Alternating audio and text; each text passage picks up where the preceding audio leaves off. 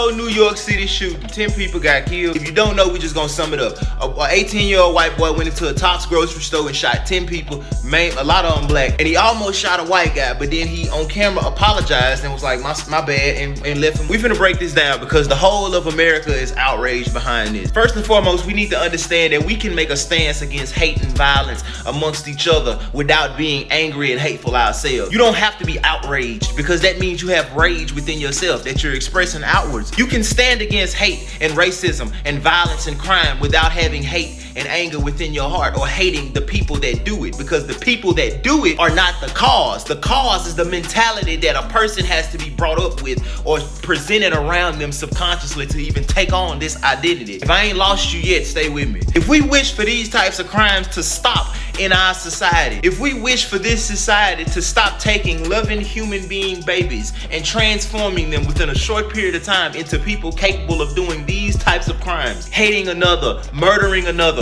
killing another, judging, and all type of shit. If we wish to have a society that doesn't take the little babies you see in the hospital behind the glass and turn them into something like this, we have to look at this situation from another angle. It's a tragic situation, but the shooter is the consequence of something more subtle. And by no means am I saying this is okay. I'm just being level-headed enough to try to have this conversation with y'all to actually present us to get to the solution and the bottom of it. The shooter in this case is the same as an apple tree dying in an orchard. The tree isn't dying because it's the problem. The tree is dying due to the incompetence of the farmer. And if the farmer cuts down every tree that dies due to his farming abilities, eventually he won't have an orchard, when all he had to do was change the way he farms. How does that apply to this? This child went into a supermarket and killed hella people. This was a hate crime. And where does this type of violence come from? Since we've all determined you can't be born with that type of shit. Villains are never born, they're created. But if you can't hold your emotions off long enough to see what is creating them, they'll never stop being created. We as a society have to stop perpetuating limited identities. What is a limited identity? When you identify with something small as your race, your country, your religion, your family, your friends, your tribe, anything smaller than everything, you already have an enemy out there in the world. You just haven't ran into them yet. Because so long as somebody is not included in your group, they are a potential enemy to you. If you identify with your family and somebody comes for your family, they are the enemy. If you identify with your family and your family comes for your family, they aren't the enemy, but you'll damn near risk your own life to get peace and love back established within your family. When you identify with something small and they collide with each other, the only thing you're ready to harm or turn your back on for the sake of love and another chance for that is yourself. We continue to raise our children with this identity of my family.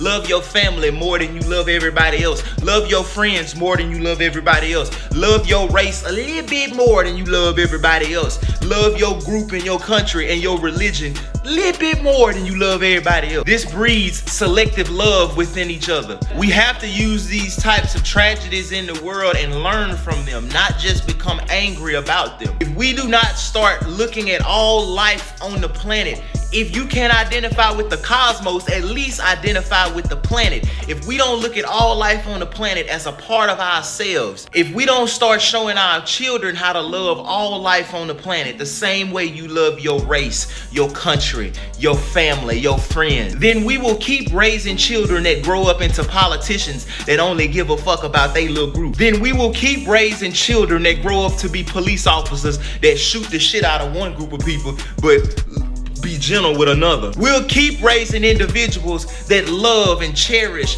and apologize for almost shooting one person that looks like them, but continues to go off and shoot a bunch of other people that don't look like them. If we as individuals do not expand our identities from these little limited aspects of life and expand them to all-inclusive identities, we'll never be able to teach it to our children. And if we don't teach it to our children, they will grow up with this idea of selective love. I love this person a little more than this one. They'll grow up with this identity of selective selective gentleness. I be gentle with these people because they look like me, or because they my family, or because I was in the army with them. But these people over here, I don't know you. So I don't know you. Hell, we have people that demonstrate this all the time. If you was in a fraternity with somebody in college, they might give you a job quicker than they'll give a person that they don't even really know, just because they consider you a part of their group. Hell, if you a police officer, whether you black or white, and you run into another police officer that you work with that was speeding and you don't really recognize him, you might let him pass. But if that was somebody else, you probably would have wrote their ass a ticket. Human evolution has stopped physically. We won't evolve physically no more unless something happens between the earth and the sun. The only way we can evolve now is consciously. We have to consciously step aside and push aside these tribal tendencies. These tendencies to only care about my four and no more. We have to consciously and individually abolish the idea of this is my group and I'm willing to die to protect my group. Because what if the entire world, what if all life was considered your group within your heart? I don't follow a particular religion, but damn near seem like you'd be willing to get on a fucking cross and get your ass dead in hopes that people can understand what I'm saying right now. But like I said, I don't have a particular religion, but you see how this shit tie together. This child identified with his race to some degree because he was apologizing for almost shooting a white person, but he went on to shoot many more black people. If his identity included not just white people, not just his family, but black people as well, but Asian people as well, but the whole world and all life as well, he wouldn't have never had it in his heart to even think or go and commit such an act. Because anything that you identify with, you don't have to be taught how to love it, how to respect it, how to include it, how to treat it equally. It happens naturally because your human intellect is wired by nature to protect what you identify with, even if it means what you're trying to protect and the way you have to go might take your own life just to save that. We're not here to talk about if Jesus existed or not, but in the story of Jesus, do you think Jesus had a limited identity? Do you think Buddha had a limited identity? Do you think Martin Luther King had a limited identity? Even if these people didn't identify with all, their identity was far expanded beyond just their little group and no more. I'm not saying we have to die, but what I'm saying is if we were all willing to die for the sake of each other, if it came down to it, that in itself completely draws connections to show you it would decrease bullying, it would decrease crime, it would decrease mass shootings, it would decrease corrupt ass politicians, it would decrease corrupt ass police, it would decrease hate and favoritism amongst each other. All the aspects of society that we don't like that exist, this an inclusive identity amongst each other would decrease all of that. Because after we change that within ourselves and bring up another generation of children who also live and think like this, they will grow up to be the next generation of politicians with that mentality, the next generations of presidents with that mentality, the next generation of police with that mentality. They will grow up to be the next set of humans, but instead with an all-inclusive mentality. They'll naturally write laws to fix the wealth gap. They'll naturally go out their way to be police that include everybody. They will naturally stand up to risk their 30 or 40-year career to stand against the crime and corruption that's happening within their little police department or their political group or the government area that they work in. They would put their family above themselves, and in this case, their family is all of life. So even if you've been a governor for 40 years and your group is doing some real fuck shit, you would risk your political position and career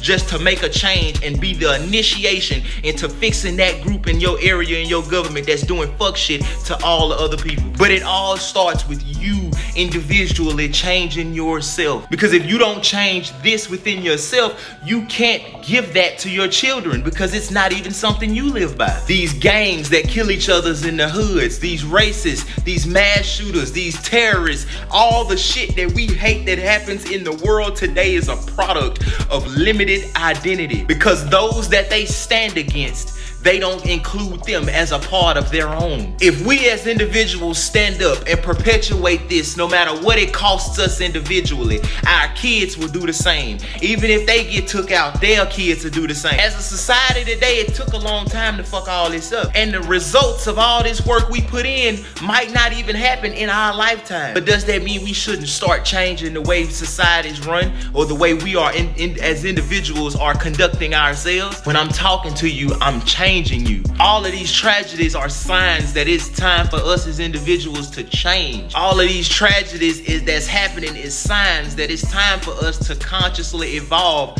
past our tribal and selective loving ways. Because simply becoming angry and hateful when things like this happen is not going to stop them from happening. It's just going to show the next generation of kids that when something like this happens, all you gotta do is become angry and hateful, and they're gonna keep the cycle going. Individuals make up society. Society perpetuates these cycles. If we don't break these cycles within ourselves individually, things like hate, violence, and racism will never stop. If we as human individuals don't change, it won't stop in 300 years, and it damn sure won't stop tomorrow. I love y'all. That's all I had to say, man. But I'm out. Y'all subscribe. Peace.